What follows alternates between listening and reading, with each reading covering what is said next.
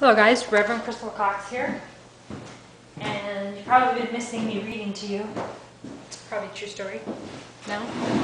Well, one of my favorite books is Secret of the Ages, Robert Collier. I have many different versions of this book, and I think it was first in the 1930s. But this version here is super duper cool. Yeah, that's a word. Because it's in a 5-volume set, and it's 5 little red books, and they're just so darn cute. And let's see, Robert Collier, this is 1926, and so I guess this is before he did him as the book Secret of the Ages, but basically this is kind of the same concepts of law of attraction and all that stuff that come later, you know, power of thoughts. But this book, this one is book 5, and I'm going to read to you. It's story time, so get your popcorn out. Secret of the Ages, volume 5. Okay.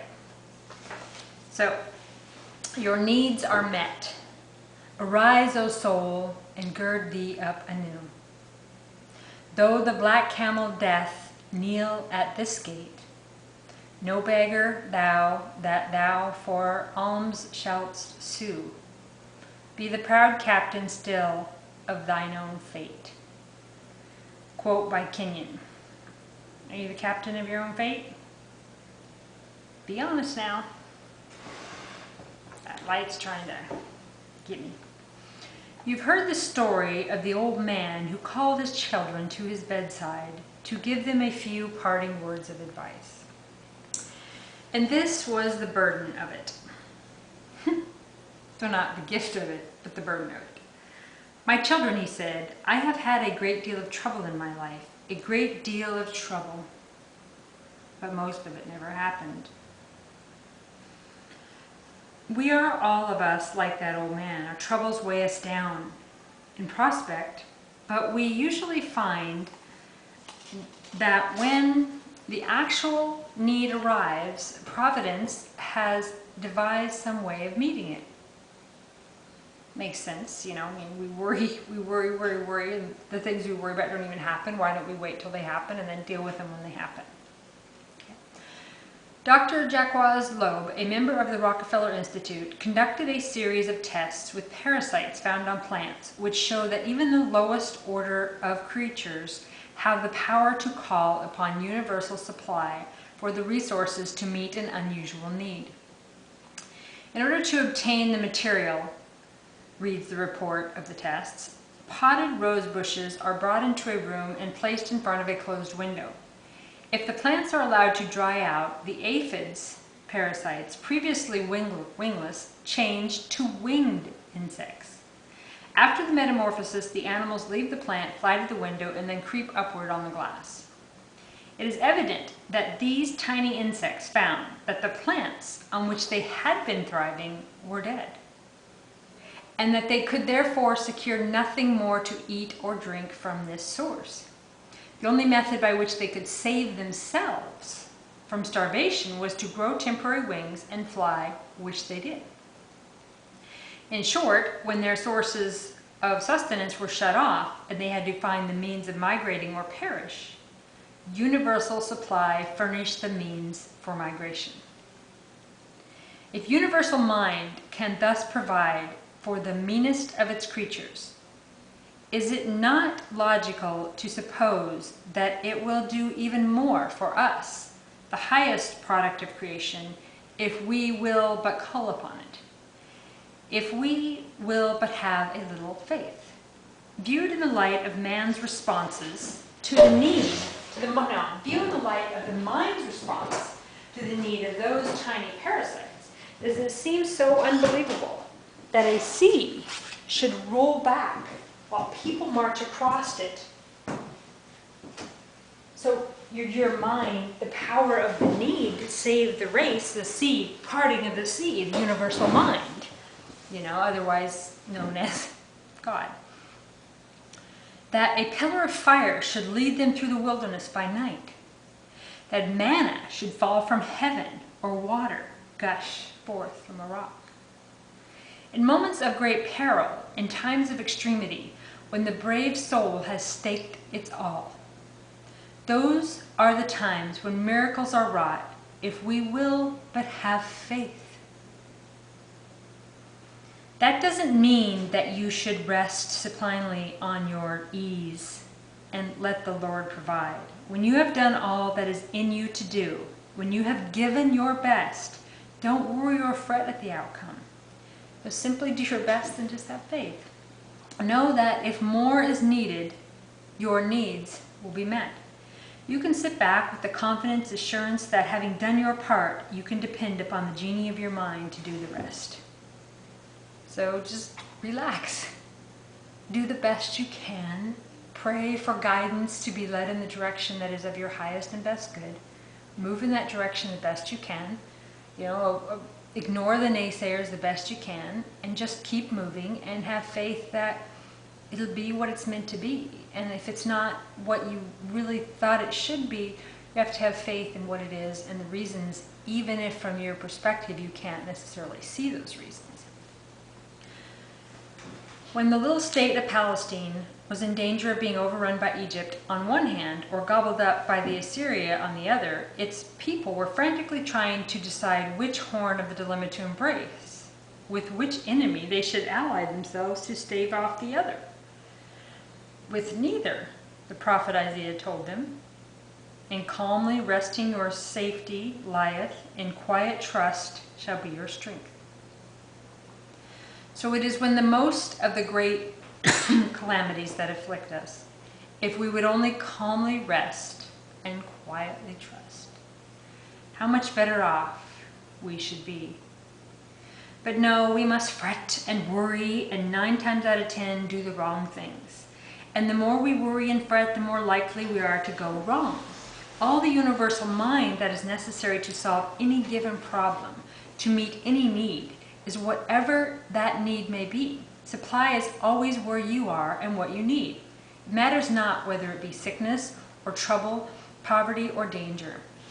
The remedy is there, waiting for your call. Go at your difficulty boldly, knowing that you have infinite resources behind you, and you will find these forces closing around you and coming to your aid. So relax, be calm, ask for divine guidance, and wait for it. It's like an author writing a book. For a long time he works in a kind of a mental fog, but let him persevere, and there flashes suddenly a light that clarifies his ideas and shows him the way to shape them logically. At the moment of despair, you feel a source of unknown energy arising in your soul. That doesn't mean that you will never have difficulties. Difficulties are good for you. They are the exercise of your mind. You are the stronger for having overcome them. But look upon them as mere exercise, as stunts that are given you in order that you may the better learn how to use your mind, how to draw upon the universal supply. Like Jacob wrestling with the angel, don't let them go until they've blessed you, until, in other words, you have learned something from having encountered them. Remember this, no matter how great a catastrophe may befall mankind, no matter how general the loss, you and yours can be free from it. There is always a way of safety. There is always an ark by which the understanding few can be saved from the flood. The name of that ark is understanding of your inner powers.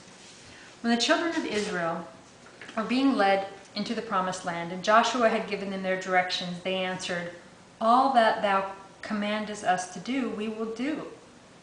And whithersom thou send us, we will go. Only the Lord thy God be with thee, and he was with Moses.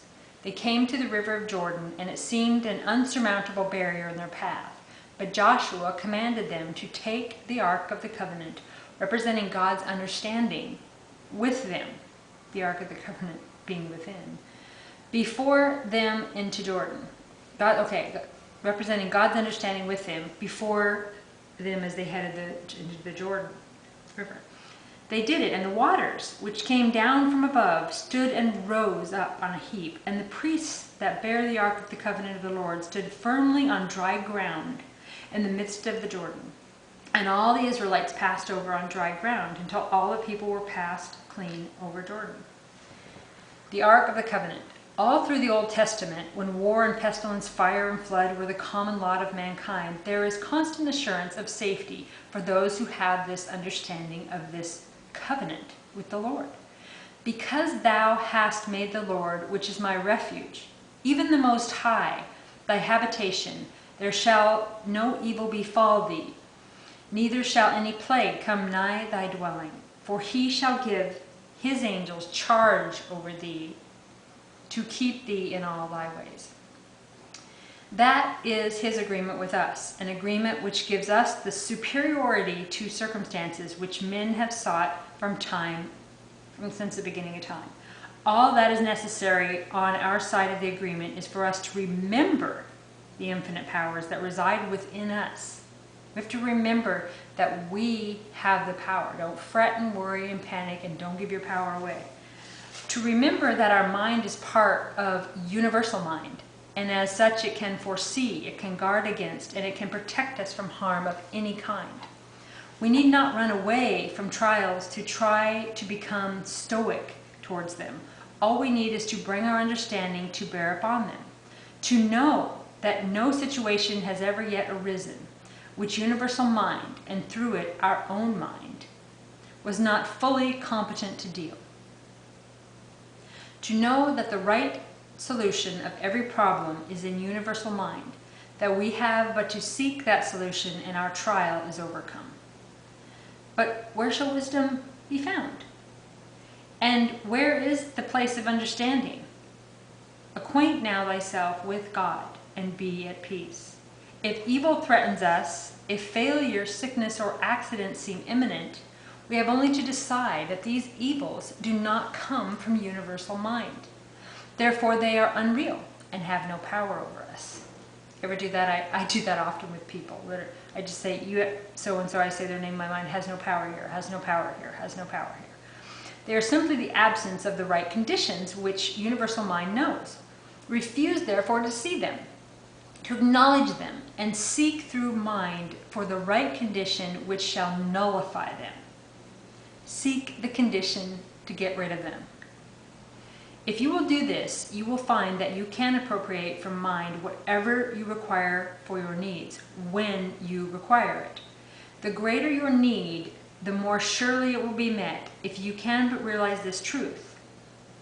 This is a quote, this next quote. Fear not, little flock, said Jesus, for it is your Father's good pleasure to give you the kingdom.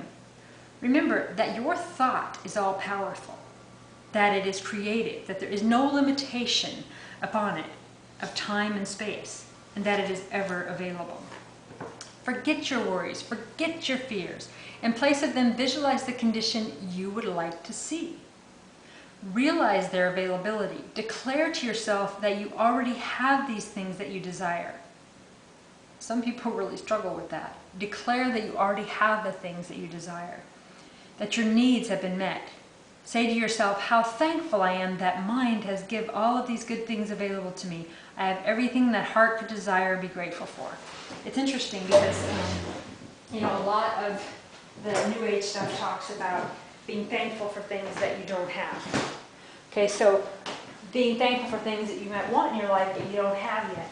And a lot of the Doreen Virtue stuff talks about that, and the angels of thanking Archangel Michael for the house, and she completely laid out the house that she wanted, where she wanted it. And then you have faith. Well, of course you have faith. You're thanking the Great Spirit and angels for something that you don't have yet. And so many people can't do that. But the idea is you're creating it by being thankful for what isn't yet, but as if it is. Okay, every time you do this, you are impressing the thought upon your subconscious mind. And the moment you can convince your subconscious mind of the truth of it, that moment your mind will proceed to make it true. This is the way to put into practice the Master's advice. Believe that ye receive, and ye shall have it. So whether it's healing some illness or some house, love, a different job, which I never think of things in terms of job. I mean, you don't really want a job, right? You want money. Make money for being you. You know, visualize the checks just showing up every month. I mean, you don't have to think in traditional ways. You're thankful. I'm thankful for the $1 million check that comes in the mail every month. Okay, yeah, so that might be a little far-fetched for some people, but if you can actually really believe it, the idea is that your mind creates it and then you start gravitating towards that. It is a hard concept to believe. I mean, it's magic, it's wishful genie, but it, you know, it works for a lot of people, and they don't have those lives of that they hate. Anyway, I'm going to leave that sentence at that. I was going to go many directions, but there is no condition so hopeless, no cause so far gone that this truth will not save it. Time and again, patients have given over by their doctors as doomed, have made miraculous recoveries through faith of some loved one. If you picture yourself in your perfect health, don't buy into the fact that you have some sort of disease that some doctor told you in their opinion. You know, if you believe it, you've convinced your mind and your body that you have it. I hope that everyone who reads this book may gain as much from their first reading as I did, writes a happy subscriber from New York City. I got such a clear understanding from that one reading that I was able to break the mental chains holding a friend to a hospital bed, and she left the hospital in 3 days to the very great astonishment of the doctors handling the case. Remember, doctors' opinions are opinions. The power of prayer, there's so many things that can help people laying there dying that don't believe that way. I mean, people that believe that they can't take a leap of faith and build their wings on the way down. They really need everything to be secure for them, and you can help those people. You can pray for them, you can send them positive thoughts, help clear their energy for them, help them to be thankful for their perfect health, and even if they're non-believers, you know, you can work with them on it, and hopefully they're not so negative that you can help them. In the same way, there are innumerable instances where threatened calamity has been warded off and good ones come. The great trouble with most of us, we do not believe. We insist upon looking for trouble. We feel that the rainy day is bound to come, and we do our utmost to make it a surety by keeping it in our thoughts, preparing for it, fearing it. You know, we prepare for, what if this happens, or what if that happens, and we're creating that happen. Cowards die many times before their death. The valiant never taste death but once. You face it when it's there. Instead of worrying about every disease, everything you could catch, everything that could happen, death's at your door, you just die. We cross our bridges a dozen times before we come to them. We doubt ourselves, we doubt our ability, we doubt everyone and everything around us, and our doubts sap our energy, kill our enthusiasm, rob our success. We are like the old lady who enjoys poor health. We're always place that little word "but" after our wishes and desires, feeling deep down that there are some things too good to be true. We think there is a power apart from good which can withhold blessings that should be ours. We doubt because we cannot see the way by which our desires can be fulfilled. We put limit upon the good that can come to us. So, you know, we're always saying, but. I mean, I have friends and family that they always throw in the well, but, or this always happens to me, or when you say this always happens to me, well, it's always going to happen to you.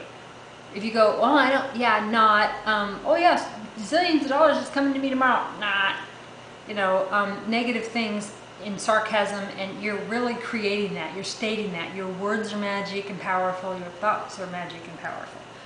Prove me now herewith, said the Lord of hosts, cried the prophet Malachi. If I will not open you the windows of heaven and pour you out a blessing, that there should not be room enough to receive it. And all nations shall call you blessed, for ye shall be a delightsome land. Your mind is part of universal mind, and the universal mind has all supply. You are entitled to, and you can have just as much of that supply as you are able to appropriate. To expect less is to get less, for it dwarfs your power of receiving. Expect less, get less. Okay? There is an infinite amount of money, gold, jewels, good health. There's an immense amount of love. It's our own emotional blocks that we put on ourselves that stops us from having it. Okay? Again, to expect less is to receive less. It doesn't matter what your longings may be, provided they are right longings. If your little son has his heart set on a train, and you feel perfectly able to get him a train, you are not going to hand him a picture book instead. It may be that the picture book would have been a greater educational value, but the love you have for your son is going to make you try to satisfy his longing, as long as these longings are not harmful ones. You know, so basically saying the universal mind is the same thing. Well, you might long for this or that, but is it going to harm you? Is it going to harm someone else? Okay, so you have to keep asking, keep creating, keep finding a way to have these things in your life in a way that it doesn't hurt you or hurt anyone else. And sometimes we can't see what's going to hurt us, and only, you know, the Great Spirit can see that. Okay, in the same way, universal mind will satisfy your longing no matter how trivial they may seem, as long as they are not harmful ones. Delight thyself also in the Lord, and he shall give thee the desires of thine heart. If we would only try to realize that God is not some far-off deity, not some stern judge, but the beneficent force that we recognize as nature, the life principle that makes the flowers, buds, the plants grow, that spreads abundance about us with a lavish hand. If we could realize that he is the universal mind, which, you know, for myself I call Goddess, Mother God. You know, this is this book calling, so God, the universal mind, being, you know, the Great Spirit, the Holy Spirit, the divinity, and also your own subconscious being connected to the universal mind. He is the universal mind that holds all supply, that will give us the toy of our childhood or the needs of maturity, that all we need to obtain from him, our heart's desire, is a right understanding of this availability. Then we would lose all fears, all worries, for all our sense of limitation. For universal mind is an infinite, unlimited source of good. Not only the source of general good, but the specific goods you desire of life.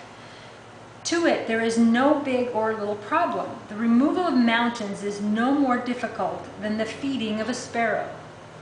And to one like the Master with a perfect understanding, the miracle of raising Lazarus from the dead required no more effort than the turning of the water into wine. He knew that universal mind is all power, and all there cannot be more than all. He knows that to know God aright is life eternal, and Jesus knew God aright, so was able to sorry, I get excited about this, of Jesus coming here and demonstrating to us who we are, who we could be, our potential, not trying to have us worship him as God.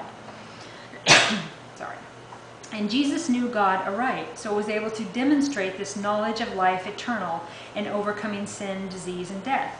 For it is one and the same law that heals sin, sickness, poverty, heartache, or death itself.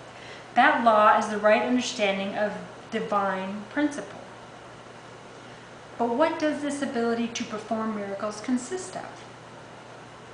What is the power or force by which we can prove this ability? Perhaps the simplest way is to begin with the realization that universal mind is man's working power. Okay, then it goes into the power of thoughts. But I just want to say to you guys again, okay, to expect less is to get less. Expect less, get less. God bless you all. Have a great day.